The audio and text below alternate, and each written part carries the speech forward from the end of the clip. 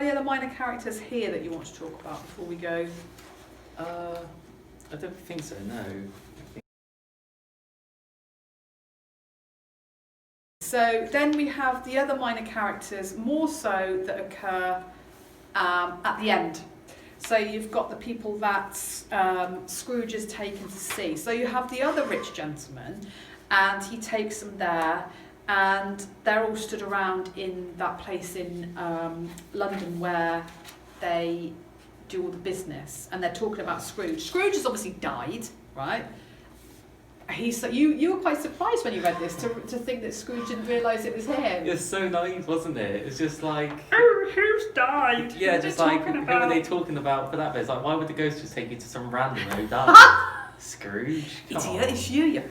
Yeah. Right, so then these are minor characters, and the way that they're talking about him, and he knows these men, so they're the kind of the businessmen, but he says... What? No, he said a great fat man with a monstrous chin. And again, what he's done here is he's used the idea of wealth to signify gluttony. So the portly gentlemen, they eat well and they give their money away. This man's enormously fat, so you think, like he's one of those rich men that eats all of his money. I don't know much about it either way. I only know he's dead. When did he die? Inquired another. Last night, I believe.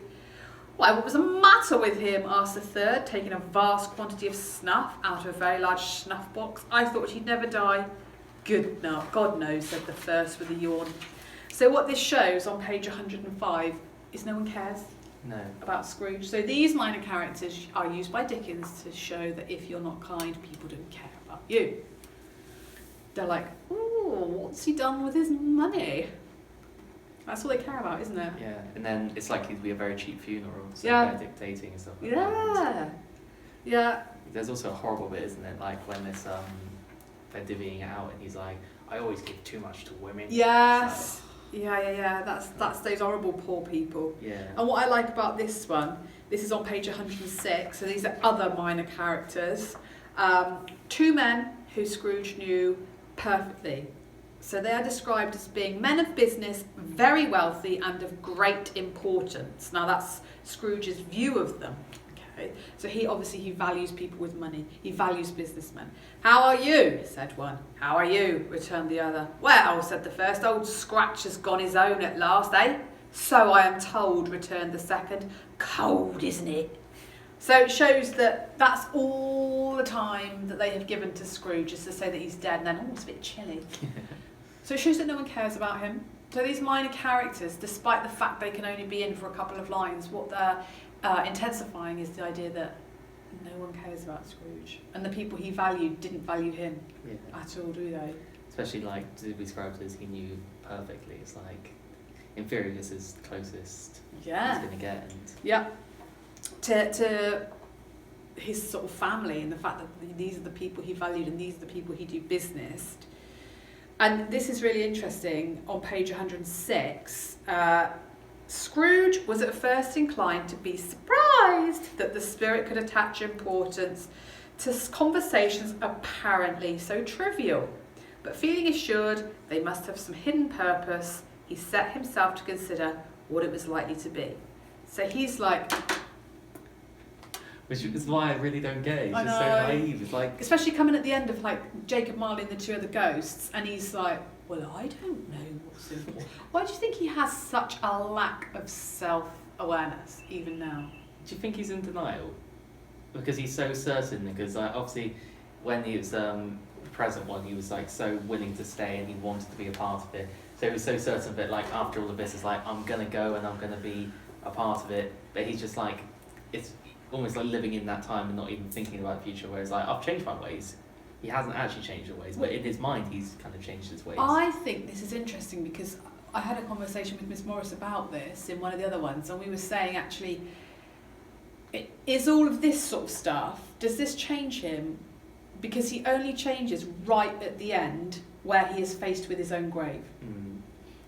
But he does say that like he wished he could have stayed longer in the nephew's house. Yes. So, and there's that bit where it's like when he wasn't on the corner, he assumed that it's because he's already changed his ways. So part of me's thinking, does he already think I've changed my ways, or you think it would have been like an empty promise because he is such a bad? Oh, I don't know. That's a good point. I just think his lack of self-awareness. Obviously, it's used by Dickens, and remember, in your exams, you have to talk about like the structure. If Scrooge realised it was him now, there'd be no reason for the ghost to take him to other places. Do you see what I mean? Oh, and he might have just given up. It's more the practical fact that it's exactly. less, So as an enigma. Like structurally, it works. Yeah. That he doesn't realise it, because then he takes him to all the different places. So he takes him to see the old poor who are like pulled the curtains off of him. And we did this a little bit with Miss Morris, and the fact that we were saying, well, hang on a minute, if he's trying to show that the poor are nice, why is he showing this horrible part of town? And we were saying that this is probably more likely to make him fearful. So there's different ways that he is changing, and that one's fear. This one, he realises that actually no one cares, so this is probably more sadness, isn't it? And I suppose with the whole kind of poor one as well, you could link it back to the portly one. Is like if he gave more, that wouldn't have happened and stuff like that. So it's almost like a cause and effect. So like he could have been causing that negative kind of grabby behaviour. Yeah, and so there's different reasons, and I think he doesn't realise it. He has terror, so. On page 110, when he's listening to old Joe and Mrs. Dilber, he listened to this dialogue in horror. So there is that fear, and nobody who was rich at this time, they would have wanted to help the poor, but they also wouldn't have wanted to have been laughed at by the poor, because they thought that they were so much better than them and much more elevated, and they would have wanted to have kept themselves. No one wants their belongings to have been bandied about in this, this man who was sat in amongst offal and all of that sort of horrible stuff.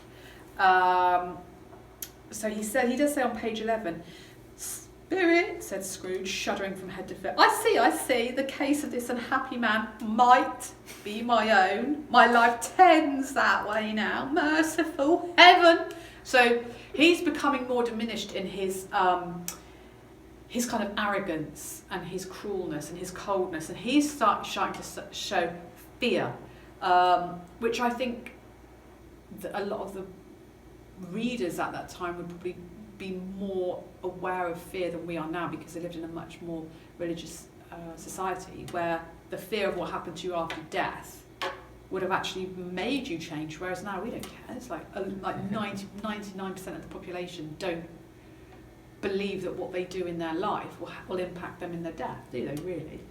No, so I guess that's once again linking to the kind of Christianity aspect over again. So that's really good for the overall argument of kind of Scrooge's character. Yeah. I still just don't care. But, it's really, really annoys me every time I read it. Just like, or reading it, yeah. Yeah, just like, might be my own. My life tends to. It's like, oh, come on. Who could it be? It's amazing for the story. Yeah. But just. So if you get a question about this, do remember that every time in your essay, it's not all about like language. You can talk about structure. So what you can talk about in your assessment is that Scrooge is being overly unaware here that he is the dead person. But the reason why Dickens has done that is to reinforce all the different people who have been affected by Scrooge's death. None of them care. So you've got his body lying there with the rats and the cats eager to get in and nibble on him, and then you have the tenants who are so grateful that he has died, because it gives them basically a stay of execution so they can get the money. Whereas if he found out first of all, it'd be like, oh, it's me. Yeah. Aww. I guess it's too late now.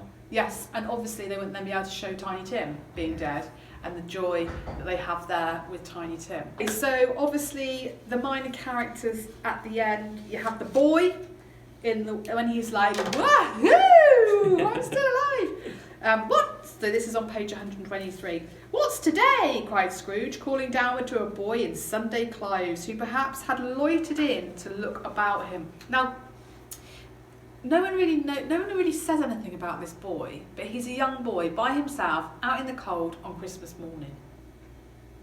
So despite the fact that this is all about how wonderful life is and how you can give joy. Why do you think Dickens still uses these sort of minor poor characters? Well, I guess in terms of the overall story, you can kind of link it to, we meet the portly gentleman at the very beginning, talking about provisions for poor, and then we kind of meet again on the end. It's like, actually, yeah, this is still an issue. And it's almost his redemption arc from the portly gentleman from the beginning. It would be my kind of interpretation. So, I think that's right, and I think that there has always been poor people, but what I like about this is because Scrooge has changed, the poor person now helps him, and then Scrooge helps him. So they're talking about the turkey. This is on page 124. "What, the one as big as me?" returned the boy. "What a delightful boy," said Scrooge. "It's a pleasure to talk to him. Yes, my buck." And then he says, no, said Scrooge. "I'm in earnest. Go and buy it. Tell him to bring it here.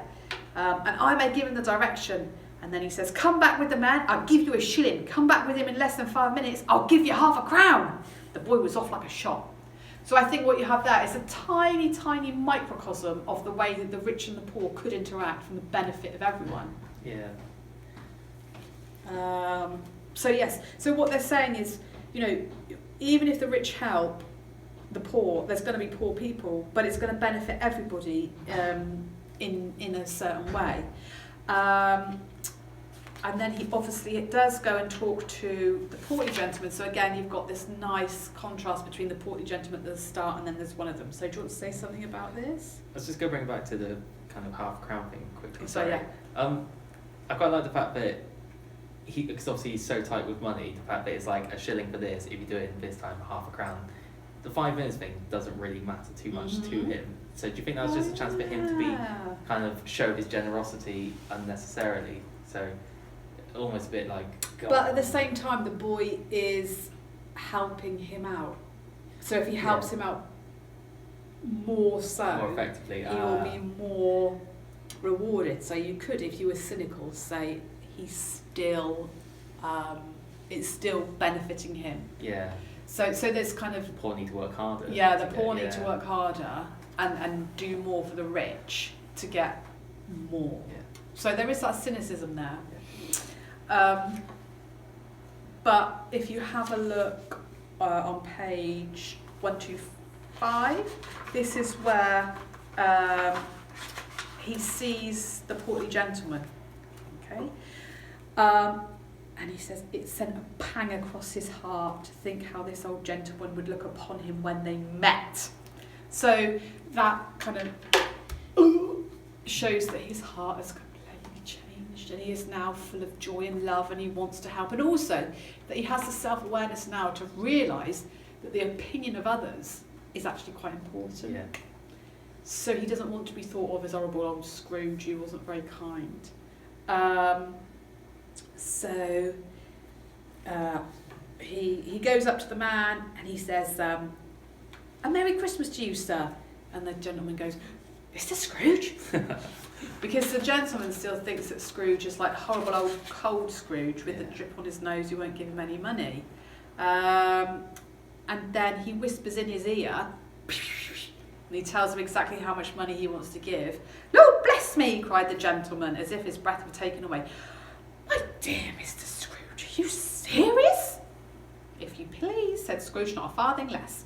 So, like you said, I like the way you talk about this, the narrative arc, the ending and the beginning, the contrast, they're like the bookends, aren't they? So he's giving money and he's giving more money. Why do you think that's so important to this? I guess as well, like, if you're trying to think of transformation, the fact that he's suddenly giving his money away and he's buying the biggest Christmas turkey, he's acting how, like, kind of rich men were expected to act in that time. So one, yes, they're giving money away and kind of becoming portly almost, but then it's almost like... Yeah, he's doing it to... So even then, and again, this is kind of quite cynical, he's showing just how rich he is by buying the biggest turkey and by giving loads of money. And so people will think he did the best charity work. Yeah. So suddenly, like, before he was, the best at kind of being a businessman and being quite crude, and now he's the best at being portly and kind of kind. Yeah, it's loads extremes, of money. That's really good because you can link back to the idea that he becomes like a second father to Tiny Tim. So he doesn't even become like an uncle. He becomes like his father. Yeah, So straight in. yeah, Not messing around. elbows out, Bob Cratchit's out the door. Yeah, isn't that interesting? Do you Is this think Scrooge here?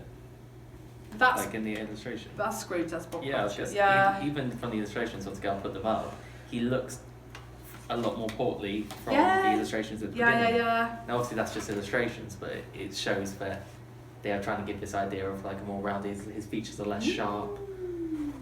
And he says this on page 129.